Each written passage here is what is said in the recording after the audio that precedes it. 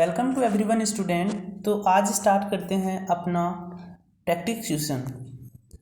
तो इस practice questions में हमारे हैं कि हम किसके बारे में क्वेश्चंस के बारे में जानकारी करेंगे। हमने जो डेरिवेशन ज्ञात किया था tangential and normal velocity and acceleration, उसके आधार पर हम क्वेश्चंस को इजीली से सॉल्यूशन करेंगे।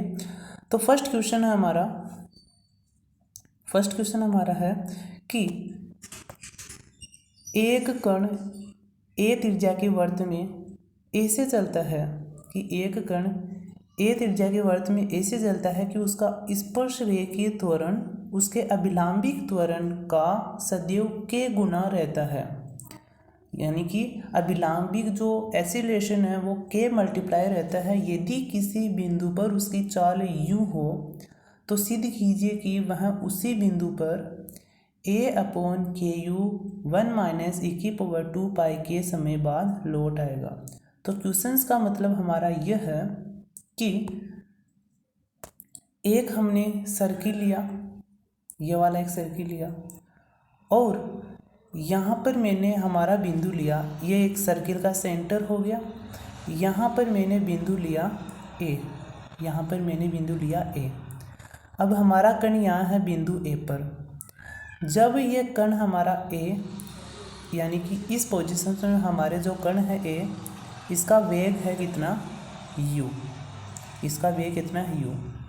तो हमें ये प्रूफ ये करना है कि जब ये कण यहाँ से लेकर वापस इस कण तक आएगा तो उसमें लगने वाला समय कितना होगा, ये वाला। तो ये हमें प्रूफ करना है। कैसे प्रूफ करेंगे हम? यहाँ हमारे पास माना कि हमारा कण जो ए है वो t समय पर बिंदु कहाँ पर जाता है, P पर, और ये हमारे सेंटर है। इसकी सेंटर यानी कि इसकी रेडियस कितनी है, a, क्योंकि a त्रिज्या का वृत्त हमें दिया हुआ है तो इसकी रेडियस a हो जाएगी। यानी कि t समय पर हमारा कण बिंदु P पर पहुंचता है तो हमने माना यहाँ जो एंगल होगा वो हमारा कितना होगा, थीटा। और यहाँ से बिंदु A से बिंदु P तक की दूरी कितनी लेते हैं हम, s। अब हम इस सारी इंफॉर्मेशंस के द्वारा हम इस समय को ज्ञात कर सकते हैं। कैसे? इसमें बोला कि स्पर्श रेखीय त्वरण अभिलंबिक त्वरण का k गुना है, तो मैंने स्पर्श रेखीय त्वरण लिखा और अभिलंबिक त्वरण लिखा। और अब हमें क्या करना है कि हमारा जो इक्वेशन है ये वाला t इक्वल टू किस में है, यह एक तो थीटा में है और एक टी में है। तो हमें इन दोनों के द्वारा ऐसा फंक्शन तैयार करना है कि जो हमें थीटा और टी में रिलेशन प्राप्त करे। तो अब इसमें हम देखते हैं कि जब मैं इसको s यानी कि s को हमें मूव करना है, क्यों? क्योंकि हमें थीटा और टी में फंक्शन ज्ञात करना है। तो यहाँ से हम s बराबर क्या हो जाएगा, ए थीटा। कैसे? थीटा कोण बराबर क्या होता है, चाप बटेवा त्रिज्या। तो यहाँ से s की वैल्यू निकालते हैं तो ए थीटा आ जाएगा। इसमें देखते हैं कि ds/d की वैल्यू यहाँ से एक रख लेते हैं, तो a। तो यहाँ मैं क्या d से मल्टीप्लाई करता हूँ और डिवाइड करता हूँ, तो इसके स्थान पर हम क्या रखते हैं, इसके स्थान पर हम रखते हैं 1/a। और जो आएगा k v से v कैंसिल हो गया था यहाँ। और अब रो हमारा क्या है, वक्रता त्रिज्या, जिसमें हमने वर्त की त्रिज्या रखते हैं रो के स्थान पर a। तो हमारे पास जो इक्वेशन प्राप्त हो जाता है वो a, ये वाला इक्वेशन प्राप्त हो जाता है। और यहाँ से a से a कैंसिल होकर हमें v और थीटा में फंक्शन प्राप्त हो जाता है। अब हमें क्या प्राप्त हो गया, v और थीटा में फलन प्राप्त हो गया। अब मैं टी और थीटा में फंक्शन किसे ज्ञात कर सकता हूँ, जब हमें वेग ज्ञात हो। लेकिन हमें वेग dv के सापेक्ष ज्ञात है, तो इसका मैं इंटीग्रेशन करूँगा। इंटीग्रेशन करने के बाद log v equal to k theta plus v हो जाएगा, क्योंकि 1/v का dv के सापेक्ष जो इंटीग्रेशन होता है वो log v होता है। और यहाँ k थीटा का इंटीग्रेशन हो जाएगा k d थीटा प्लस के c।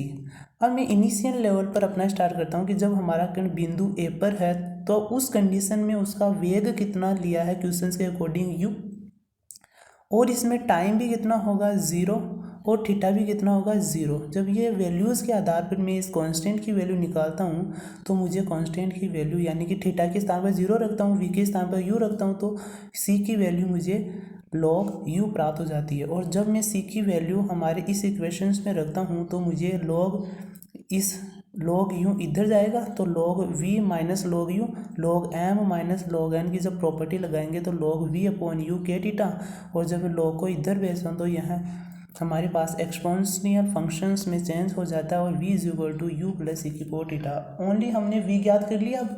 अब v ज्ञात करने के बाद हमें ध्यान रखना है कि वापस से टी थीटा का फलन बनाना है, क्योंकि अभी तक बना ही नहीं। तो v equal to u plus e की पावर के थीटा है।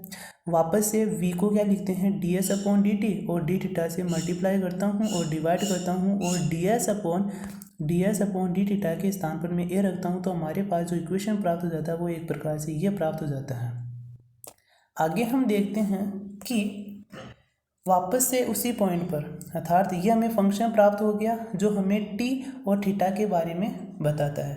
अब हमारा वक्र था ये वाला, और हमने इसमें कोई भी कण लिया था। यहाँ क्वेश्चंस कह रहा है कि हमारा कि ये कण यहाँ से जाकर वापस यहाँ तक आएगा, तब हमारा कितना समय लगेगा। तो यहाँ से जाकर यहाँ तक आएगा तो इसमें हमारा एंगल कितना लेने पड़ेगा हमें, 2π, क्योंकि 360, और t हमने मान लिया कि यहाँ कैपिटल T लगेगा।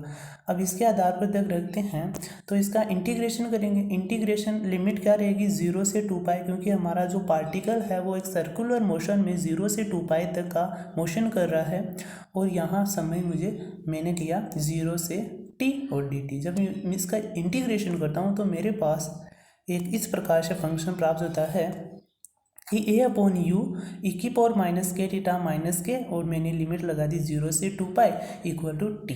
अब मैं लिमिट यहाँ अप्लाई करता हूँ तो मेरे पास ये इक्वेशन प्राप्त हो जाता है, जिसे ए अपॉन माइनस के यू ये आ गया। अब ऊपर लिमिट करते हैं तो ई की पावर माइनस 2π के -1, और t की वैल्यू में यदि माइनस को अंदर मल्टीप्लाई करता हूँ तो मेरे पास जो टोटल टाइम इक्वेशन प्राप्त हो जाता है वो ये वाला प्राप्त हो जाता है। यही हमें क्वेश्चंस में पूछा था। आई होप कि वीडियो आपको अच्छे से समझ में आया होगा। मिलते हैं अपने नेक्स्ट टॉपिक के साथ नेक्स्ट वीडियो में। Till then, thank you, take care.